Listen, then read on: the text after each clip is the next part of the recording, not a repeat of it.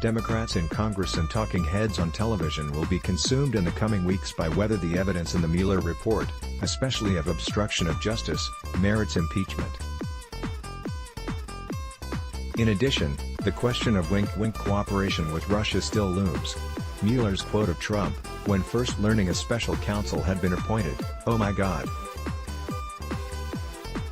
This is terrible. This is the end of my presidency. I'm fucked," has already become a national tagline. Why, Americans wonder, would Trump be fucked if he hadn't done something so awful as to cause its revelation to fuck him? We'll also have Mueller's own testimony before Congress, and Congress's own investigations of Trump, but let's be real. Trump will not be removed by impeachment. No president has been. With a Republican Senate controlled by the most irresponsible political ever to be majority leader, the chances are nil, which means Trump will have to be removed the old-fashioned way, by voters in an election 19 months away. The practical question, then, is whether the Mueller report and all that surrounds it will affect that election. Most Americans already hold a low opinion of Trump. He's the only president in Gallup polling history never to have earned the support of majority for a single day of his term. Yet Mueller's report probably won't move any of the 40% who have held tight to Trump regardless. So how to reach the 11% or 12% who may decide the outcome? Reveal his moral loathsomeness. Democrats and progressives tend to shy away from morality, given how right-wing evangelicals have used it against abortion, contraceptives and equal marriage rights. But that's to ignore Americans' deep sense of right and wrong.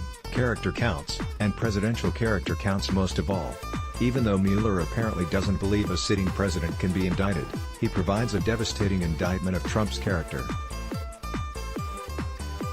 Trump is revealed as a chronic liar. He claimed he never asked for loyalty from FBI Director James Comey.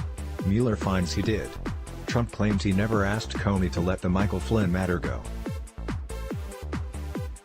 Mueller finds he did. Trump claimed he never pushed the White House counsel Don McGahn to fire Mueller. Mueller finds he did. Trump even lied about inviting Comey to dinner, claiming falsely, in public, that Comey requested it. Trump treats his subordinates horribly. He hides things from them. He lies to them. He yells at them. He instructs them to lie. He orders them to carry out illegal acts. He's a thug. He regrets his lawyers are not as good at protecting him as was his early mentor Roy Cohn, a mob lawyer. When reports surface about the now infamous Trump Tower meeting of June 2016, Trump directs the cover-up. Trump is unprincipled. The few people in the White House and the cabinet who stand up to him, according to Mueller, threatening to resign rather than carry out his illegal orders, are now gone. They resigned or were fired. In other words, Mueller makes it official, Trump is morally bankrupt. We still don't have the story of Trump's tax evasion and his business dealings with Russian financiers, but we know he has lied to business associates, stiffed contractors, cheated on his wife by having with a star, paid the star hush money, and boosted his wealth while in office with foreign cash. It continues.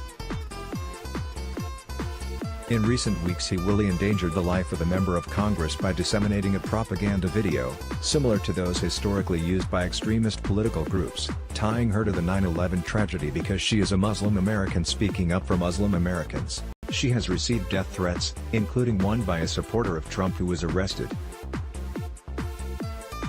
He has also attacked the deceased Senator John McCain, whom he falsely accused of leaking the Steele dossier and finishing last in his class at Annapolis. Then Trump retweeted a note from a supporter saying millions of Americans truly love President Trump, not McCain.